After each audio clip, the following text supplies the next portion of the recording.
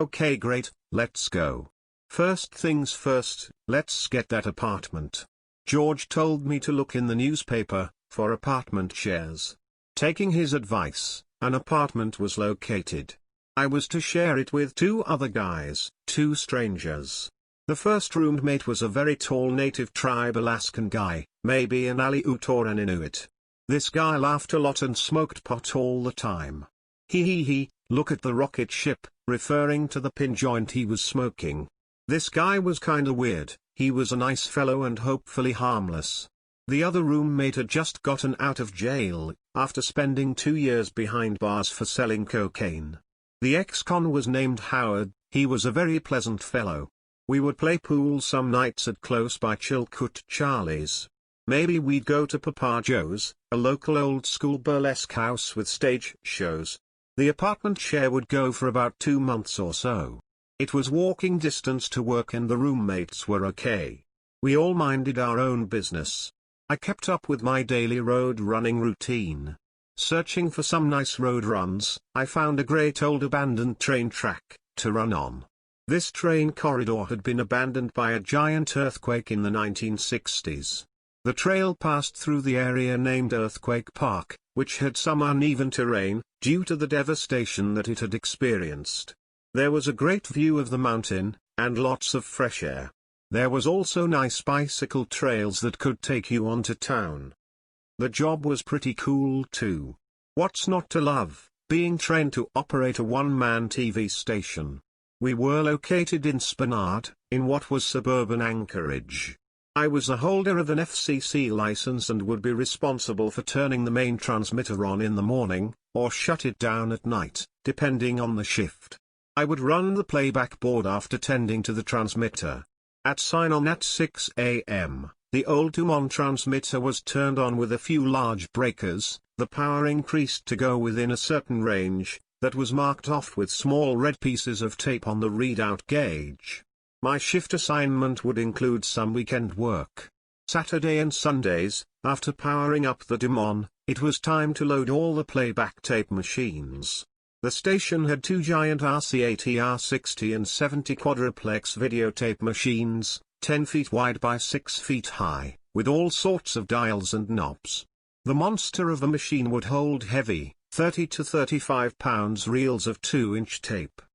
There was also a film chain, telesign, considering of 2 to 16 mm projectors, which were loaded with public service announcement films, just in case we had to fill time, if shit fell apart. Films were on occasion played back off the film chain for regular programming. Weekends had old feature films played back off the telesign. Another part of the film telesign was a slide drum, for station identification slide or an occasional cart and slide commercial, using 8-track type cart audio tapes. And there were the new 3/4-inch videotape decks, which were used to record our off-the-air product, or to play back edited news pieces during the daily newscast. The first 2 weeks went smoothly. The workflow was a bit complicated but doable.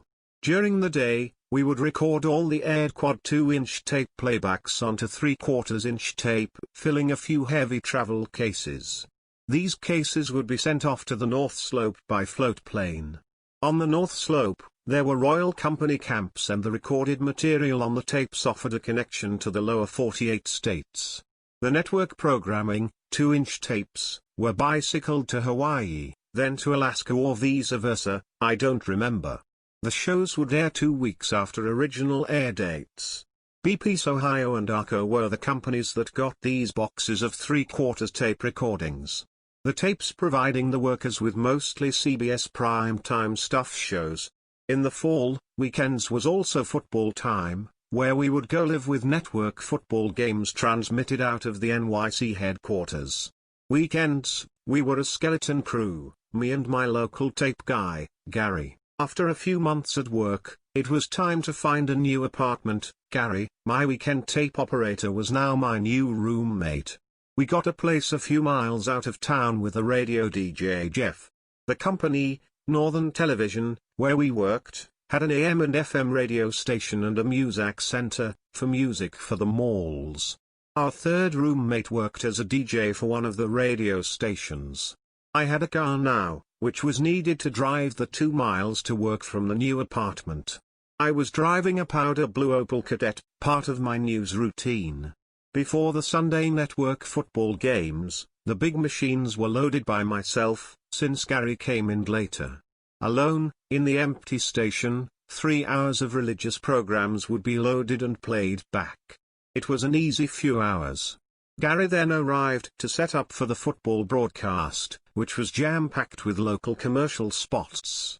The religious shows were not time-sensitive, like news of sporting events. We could play these religious shows most any time. We had a music show from the Mormon Tabernacle Choir, and a yelling and howling Jimmy Swaggart. Most weekends there would also be the Oral Roberts show. Our station even did a local religious show, that was taped during the week. It was very badly produced and looked real low budget. On one occasion, there was a technical issue, a problem created by me. It was during one of those wacky religious shows. After the show on this machine aired, it was time to rewind it. Somehow the reel got loose and took off, spilling tape as it bounced and rolled down the hall. It seems that the top hub on the giant reel, located on the vertically configured giant 2-inch machine, was not locked. Tape was all over the place. Since no one except Gary and myself saw this, we were not all that worried. We just bunched up all the loose videotape, and it shoved it back into its shipping box, like nothing happened. The next city that the tape would be bicycled to, would be in for a big surprise when the bunched up tape arrived. We were not being very responsible, and since we were off Monday and Tuesday, would probably not hear about the mess we had sent out. One weekend Gary suggested that leaving the back door open after one of our weekday night shifts. Since we would sign off the air on those night shifts, we would also shut down the building. Questioning Gary what he was talking about, leaving the door open? He said that he was thinking of swiping a video deck. No way, was my response, followed by "What, are you nuts?" Trying to convince young Gary that this was a horrible idea took some effort on my part. Telling him that I would have nothing to do with his stupid plot, convinced him that he was on dangerous grounds. Gary must have been hanging around with the wrong people. Stealing from the station was a very stupid idea. He listened and never asked again. One night we did go upstairs to the old storage area and liberated some old promotional items that were old holiday giveaways. The salespeople would distribute swag to their customers, and some items were a few years old and collecting dust. I got some nice cans of seafood, that were within the expiration date, and some cool Eskimo carvings with the station's ID on the side. It was old forgotten stuff that we could keep as souvenirs, we rationalized. Why let this cool stuff go to waste? One night, Gary came home to the apartment with a grocery bag full of loose change that he dropped onto our kitchen table. Must have been about $30, $40 worth of nickels, dimes, quarters and some parking tokens. Gary had a locksmith make him a key that fit the downtown parking meter key slot. The new key was able to unlock all the parking meters change boxes. His explanation for this ingenious scheme was that he needed another stream of income. He was so underpaid, as a tape operator at the TV station, that he needed more money to get by. Tape guys were underpaid, while us TDs made a survivable wage, barely survivable. His plan was not to empty all the meters of all the change, as to not draw any attention to his scheme. He would skim most meters, but sometimes emptied them entirely. He wanted me and Jeff to launder his money by giving him dollar bills for all the change. We gave him a few greenbacks for washing machine change and also got a few parking tokens as souvenirs. One night he and one of his criminal pals decided to pull a big job. They planned an inside job at Jam's, the 24 hours drive-through food joint. The plan was to tie up Gary's criminal pal, who worked at Jam's. It was an inside job, yes. They would quickly grab all the money, then someone would call the cops. The cops would arrive, untying Gary's pal, the victim. The plan went as scheduled, but things quickly went south for the boys. Looks like Gary cracked under pressure, when the story fell apart.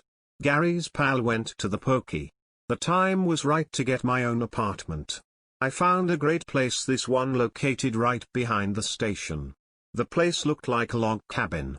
My car blew up also, but by walking a half block I was still able to get to work. In my new place, there was newfound solitude, peace and quiet, no nutty roommates, and no television. There was also a new friend to hang out with, Eddie. Eddie was from the old neighborhood on Long Island and we had a common background. He was from Malvern and said he was a classmate of Tony Danza, who I would meet 5 years later in Los Angeles. Since smoking pot was legal in Alaska, he would bring over a small block of hash and we would put it on the head of a pin, light it, then cover it with a cup, sipping the smoke after the cup snuffed out the flame. There was a gentle knock on the door, interrupting us. It was 2 Mormon missionaries. They were in the neighborhood, on their mission, trying to convert the locals. Having spoken with them before, I found them to be harmless. We had discussed Mormon history in NY State, Palmyra and such. This time there was no conversation, as Eddie shut their visit down immediately. "Get out of here," he shut the door in their face. "What are you talking to them for?" he asked me. We got back to our hash. Hey, they were invading our sacred space, anyways. I thought Eddie was a bit harsh with them, but who cares, but we laughed it off. "Ah, fuck them," we said.